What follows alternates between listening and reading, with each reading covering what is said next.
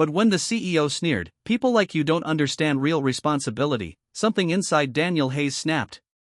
The janitor, exhausted, uniform stained, eyes shadowed with sleepless nights, slammed her expensive phone onto the conference table.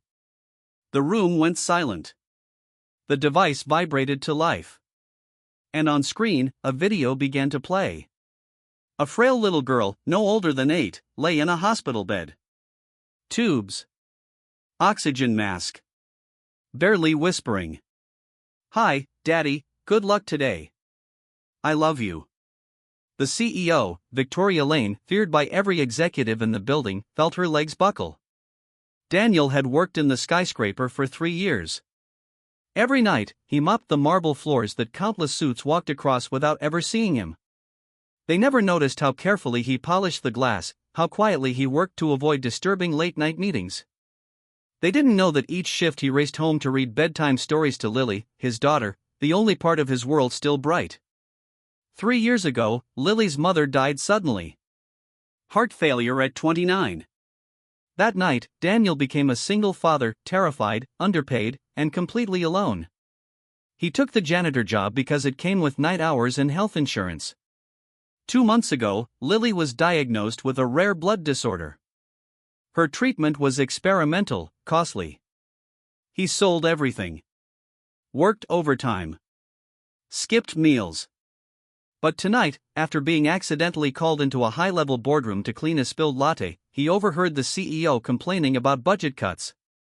"They need to trim unnecessary costs," she said coldly. "Even janitorial staff, they're replaceable." She didn't know he was in the room. Until he stepped forward.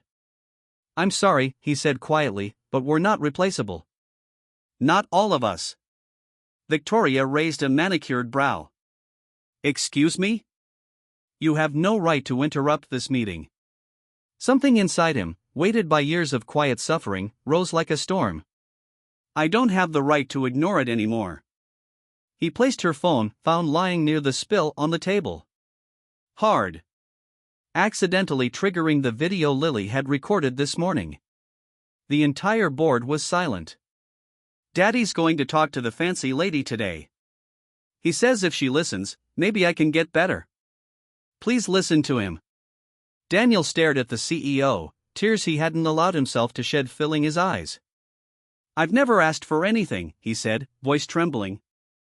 "Just, let the staff keep their insurance. Some of us are fighting battles you'll never see." Victoria Lane, known for layoffs, stone-hearted decisions, and never backing down, felt tears well up. The room watched in disbelief as she stood up, walked around the table, and placed a gentle hand on his shoulder.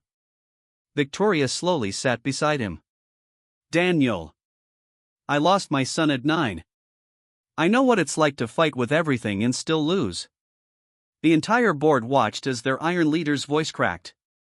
"From this moment," she said, turning to her executives, "no insurance will be cut.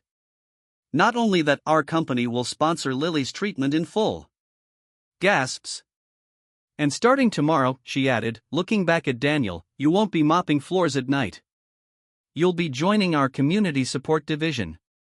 We'll make sure no employee ever feels unseen again." Laughter echoed through the hospital playroom. Lily ran into Daniel's arms, cheeks flushed with color. "We get to go home today, Daddy."